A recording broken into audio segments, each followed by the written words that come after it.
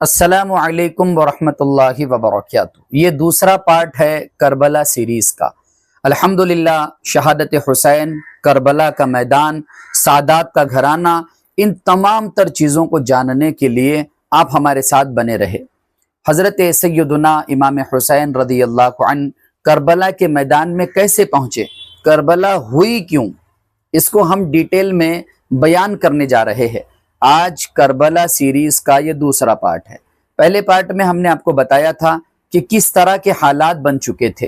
سیدنا امیر معاویہ رضی اللہ عنہ آئے، مکہ میں آئے، مدینے میں آئے، کس طرح سے سیدہ عائشہ صدیقہ رضی اللہ عنہا نے انہیں سمجھایا کہ دیکھیے آپ اصرار نہ کیجیے، آپ زبردستی نہ کیجیے، کسی کو آپ یزید کی بیعت پر زبردستی نہ کیجیے۔ کوئی اگر خوشی سے بیعت کرنا چاہتا ہے تو بات اور ہے، لیکن یاد رکھنا وہ لوگ واجب الاحترام ہے۔ یہاں پر حضرت حسین کی بات ہو رہی ہے، عبداللہ ابن عباس کی بات ہو رہی ہے، یہاں پر عبداللہ ابن زبیر کی بات ہو رہی ہے، عبد الرحمن بن ابی بکر کی بات ہو رہی ہے، اور عبداللہ ابن عمر کی بات ہو رہی ہے۔ یہ واجب الاحترام ہے، اور ہم نے لاسٹ ویڈیو میں ہی آپ کو بتایا تھا کہ کس طرح سے امیر معاویہ جب عبداللہ ابن عمر سے بات کرتے ہیں تو عبداللہ ابن عمر نے انہیں کیا جواب دیا تھا، اس کو ہم نے ڈیٹیل میں آپ کے سامنے پہلے پارٹ میں بیان کیا۔ اب ہم بیان کرتے ہیں کہ امیر معاویہ کی وفات کے بعد جو سب سے بڑا حادثہ پیش آنا ہے وہ ہے کربلا کا۔ امیر معاویہ رضی اللہ عنہ نے بہت کوشش کی، سمجھایا کہ دیکھیے اہل شام نے، عراق نے یزید کے ہاتھ پر بیعت کر لی ہے، میرے بعد یزید کو خلیفہ ماننے کے لیے وہ لوگ تیار ہے، اب آپ تیار ہو جاؤ۔ لیکن یہ لوگ جو کہ سادات بھی ہے، ان میں صحابہ کے بچے بھی ہیں، یہ لوگ منع کرنے لگے کہ نہیں، ہم یزید کو جانتے ہیں اور یہ سنت بھی نہیں ہے۔ عبد الرحمن بن ابی بکر نے جس طرح سے مروان بن حکم سے کہا تھا کہ یہ ہمارے پیشواؤں کی سنت نہیں ہے، یہ ابو بکر عمر کی سنت نہیں ہے، یہ قیصر و قسرا کی سنت ہے کہ باپ کے بعد بیٹا مسند پہ بیٹھ جائے، قیصر و قسرا کی سنت ہے۔ بہرحال جب امیر معاویہ رضی اللہ عنہ، حضرت حسین رضی اللہ عنہ، اور اسی طرح حضرت زبیر بن عوام، عبداللہ ابن زبیر رضی اللہ عنہما، یہ دونوں امیر معاویہ کے پاس آ کر امیر معاویہ کو صحیح مشورہ دینے لگے۔ اب اس مشورے میں تین چیزیں حضرت حسین رضی اللہ عنہ نے بتائی ہے، اور تینوں چیزیں، تینوں باتیں آپ کو سننی چاہیے۔ کیا زبردست باتیں حضرت حسین رضی اللہ عنہ نے امیر معاویہ کو بتائی۔ پہلی بات کہ آپ نبی کریم صلی اللہ علیہ وسلم کی سنت پر عمل کیجیے کہ نبی کریم نے اپنے بعد کسی خلیفہ کو نامزد نہیں کیا۔ حضرت حسین نے کہا، شہید کربلا مفتی شفیع عثمانی کی کتاب ہے، اسی سے پڑھ پڑھ کر میں آپ کو بتا رہا ہوں کہ محمد الرسول اللہ نے اپنے بعد خلیفہ کسی کو نامزد نہیں کیا۔ البتہ یہ کہ اشارے ملتے ہیں احادیث میں۔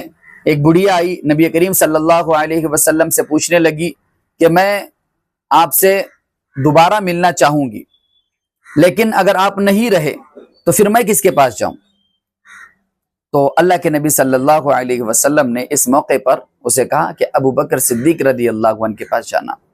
اشارے تو بہت سارے ہیں خلیفہ اول ہونے کے، لیکن وہ خلیفہ اول ہی ہے سیدنا ابو بکر صدیق۔ بہرحال آج کا ہمارا ٹاپک یہ نہیں ہے، کربلا کا ہے۔ تو پہلا مشورہ کیا دیا کہ آپ رسول اللہ کی سنت پر عمل کیجئے، اپنے بعد کسی کو نامزد نہ کیجئے۔ دوسرا مشورہ، آپ اپنے بعد صدیق اکبر ابو بکر صدیق رضی اللہ عنہ کی سنت پہ عمل کیجئے کہ انہوں نے اپنے بعد ایک ایسا نام مقرر کیا جو ان کے خاندان سے نہیں تھا، جو ان کے بیٹوں میں سے نہیں تھا، یعنی عمر بن الخطاب رضی اللہ عنہ۔ یہ دونوں بھی اگر آپ سے نہیں ہو سکتا تو آپ تیسری پیشوا کے سنت پہ عمل کیجئے، عمر بن الخطاب کے، کہ انہوں نے اپنے جانے کے بعد ایک کمیٹی بنائی، جانے کے بعد ایک کمیٹی جو انہوں نے کہا جانے سے پہلے کہ ان 6 لوگوں میں سے آپ کسی کو امیر منتخب کرنا، امیر منتخب کرنا۔ یہ عمر بن الخطاب کا مشورہ تھا، جانے سے پہلے ان کی رائے تھی. تو حضرت حسین رضی اللہ عنہ نے معاویہ رضی اللہ عنہ کو یہ تینوں مشورے دے دیے. امیر معاویہ رضی اللہ عنہ کی چاہت یہ تھی کہ ان کے بعد ان کے بیٹے یزید کو جو ہے خلیفۃ المسلمین تسلیم کیا جائے. پہلے وہ اس سے اعراض کر رہے تھے، منہ موڑ رہے تھے، لیکن جب انہوں نے دیکھا کہ شام والوں نے بھی بیعت کر لی، جب انہوں نے دیکھا کہ عراق والوں نے بھی بیعت کر لی اور عام مسلمانوں کا ایک بہت بڑا حصہ بیعت کر چکا ہے، تو وہ یہ چاہتے تھے کہ مسلمانوں میں افراتفری نہ ہو، مسلمانوں میں جھگڑا نہ ہو، مسلمانوں میں خون خرابہ نہ ہو. لیکن یہ لوگ جو حضرت عبداللہ ابن عمر ہے، عبداللہ ابن زبیر ہے، حسین رضی اللہ عنہ ہے، یہ یزید کو اچھی طرح جانتے تھے اور یہ خلاف سنت بھی معاملہ جا رہا تھا. اس لیے انہوں نے کہا کہ یزید کی خلافت کو ہم برداشت نہیں کریں گے، ہم تسلیم نہیں کریں گے. اس لیے سادات نے اول انکار کر دیا کہ ہم یزید کی بیعت نہیں لیں گے، یزید کی بیعت نہیں لیں گے. امیر معاویہ رضی اللہ عنہ کی جب وفات ہو رہی تھی تو انہوں نے یزید کو بلا کر چند نصیحتیں کی تھی، اور ایک نصیحت میں آپ کے سامنے رکھتا ہوں. وہ نصیحت بڑی اچھی تھی. وہ نصیحت یہ تھی کہ میرے بیٹے، عین ممکن ہے کہ عراق والے حسین کو تم پر فوقیت دے اور تم دونوں آپس میں لڑ پڑو، آپس میں جنگ ہو اور آپس میں قتل و قتال ہو. ایک بات یاد رکھنا، اگر تم اس میں جیت گئے، اگر تم کامیاب ہو گئے، تو یاد رکھنا حضرت حسین رضی اللہ عنہ کا ادب نہ بھولنا، حسین رضی اللہ عنہ کا ادب نہ بھولنا. وہ رسول اللہ کے گھرانے سے ہیں، وہ رسول اللہ کے گھرانے سے ہیں اور تمام مسلمانوں سے زیادہ حق حضرت حسین کا ہے. لہٰذا ان پر ظلم و زیادتی نہ کرنا. یہ امیر معاویہ رضی اللہ عنہ کی نصیحتوں میں سے ایک نصیحت یزید کو تھی. بہرحال اس کے بعد امیر معاویہ رضی اللہ عنہ کی جو ہی وفات ہوئی، یزید کا خط جو ہے ولید بن عتبہ بن ابی سفیان کو آیا، جو کہ مدینے کے گورنر تھے اور یہ اچھے تھے. ولید بن عتبہ بن ابی سفیان، ان کو خط آیا.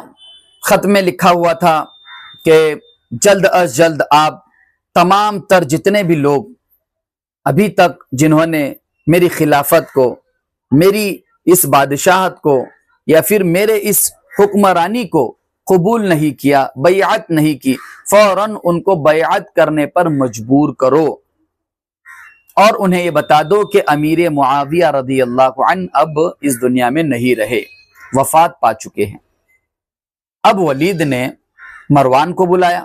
مروان جو اس سے پہلے کا گورنر تھا مدینے کا، اور ولید کے اور مروان کے جو دونوں کے رشتے تھے وہ تھوڑے تھوڑے کھٹے تھے ہماری زبان میں، یعنی ان دونوں میں کھٹ پٹ جھگڑا وغیرہ چلتا رہتا تھا. ظاہر سی بات ہے، پہلے مروان بن حکم تھا گورنر، اس کو ہٹا کر پھر جو ہے ولید بن عتبہ بن ابی سفیان کو رکھ دیا گیا، تو کھٹ پٹ تو ہونی تھی.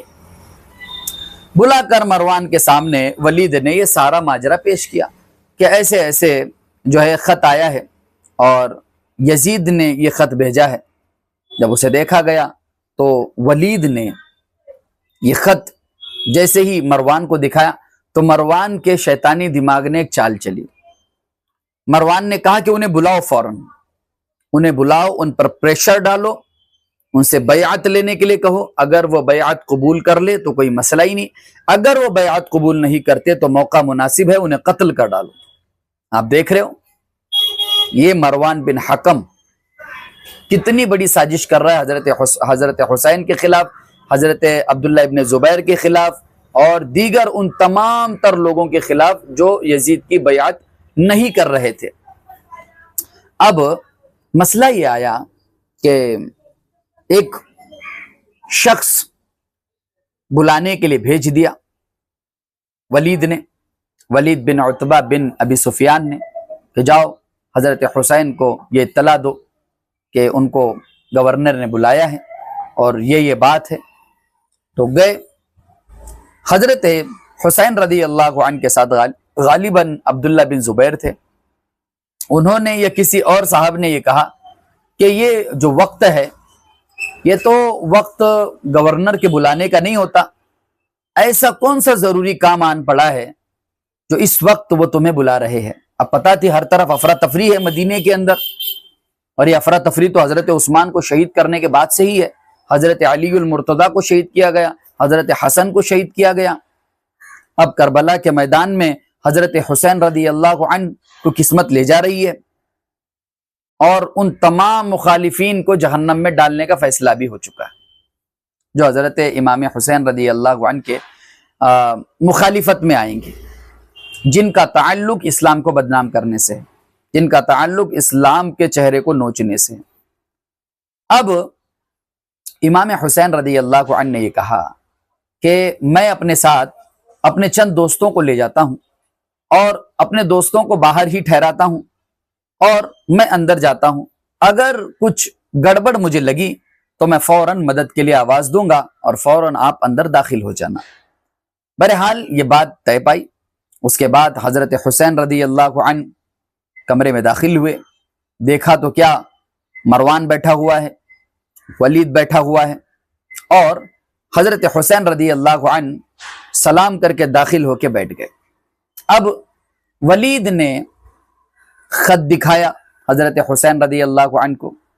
حضرت حسین رضی اللہ عنہ نے پہلے ان دونوں کو دیکھ کر یہ کہا کہ میں اللہ کا شکر ادا کرتا ہوں کہ تم دونوں کی کشیدگی دور ہو گئی، تم دونوں کے درمیان جو نفرت تھی وہ ختم ہو گئی، اللہ اس کو برقرار رکھے.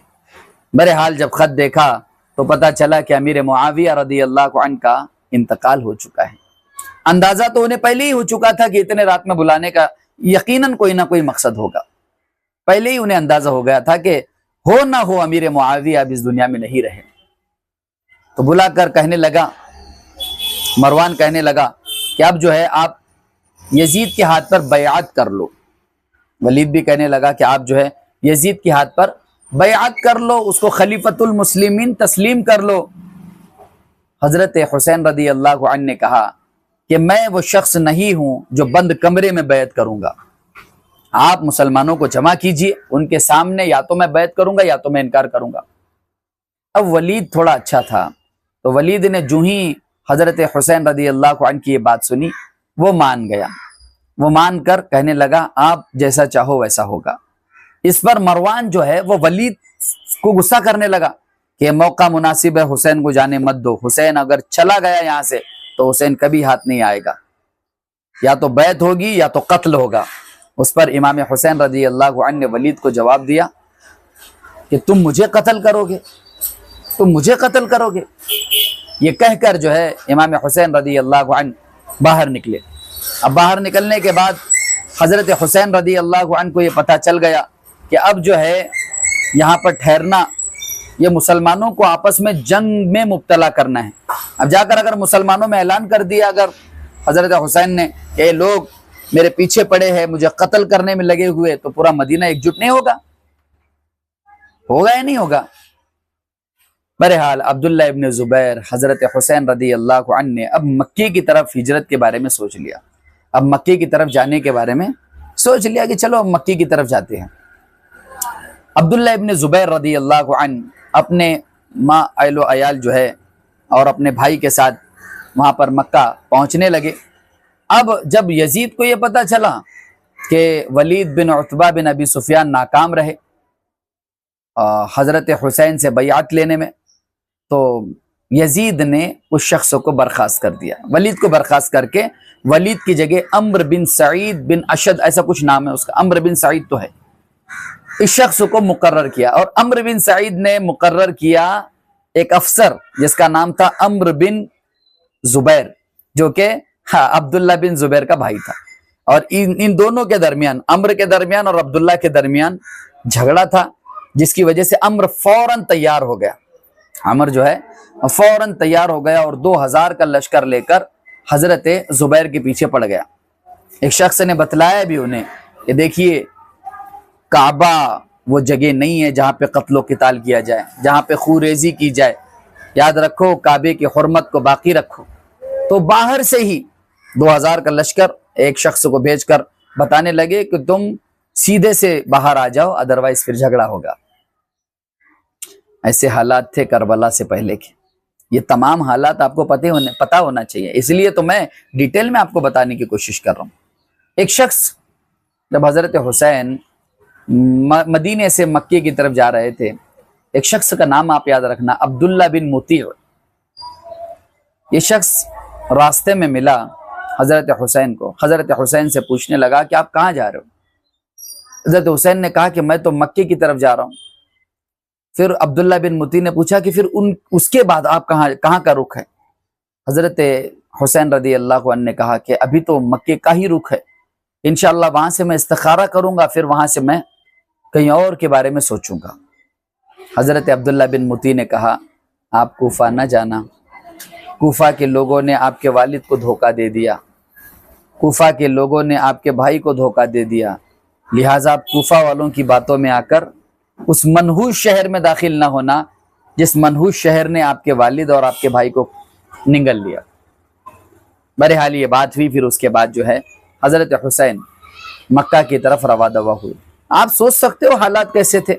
مدینے سے حضرت حسین کو نکلنا پڑا، مدینے سے شہر نبی، کعبے میں گئے، کعبے کے پاس گئے، وہاں پر بھی حالات اتنے زیادہ سخت ہو چکے تھے کہ حضرت حسین کو گرفتار کرنے کا پورا بندوبست، حضرت عبداللہ بن زبیر کو گرفتار کرنے کا پورا بندوبست، انہیں مجبور کیا گیا کہ وہ سفر کرے۔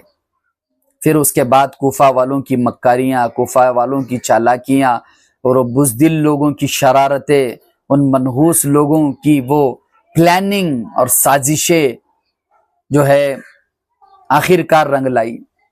حضرت حسین کو مسلسل خطوط لکھے کہ آپ آئیے، آپ آئیے، آپ آئیے، آپ آئیے۔ کئی لوگوں کے منع کرنے کے باوجود بھی حضرت حسین کوفہ کی طرف روانہ ہوئے، ان 70 سے 72 لوگوں کو لے کر، جن کا تذکرہ انشاءاللہ ہم 3rd پارٹ میں کریں گے۔ یہ سیریز آپ خود بھی نہ دیکھیں، آپ اپنے دوستوں تک اس سیریز کو جو ہے وہ بھیجے تاکہ انہیں ایک ایک چیز کا علم ہو جائے۔ بہت سارے لوگ شیعہ لوگوں کے بیانات سن کر صحابہ کو گالیاں دینے لگتے ہیں، لیکن خلاصہ کلام اتنا ہی ہے، ہم ڈیٹیل میں آپ کے سامنے رکھ رہے ہیں۔ انشاءاللہ العزیز آپ کو پتہ چل جائے گا اس زمانے کے حالات کیسے تھے۔ السلام علیکم ورحمۃ اللہ وبرکاتہ۔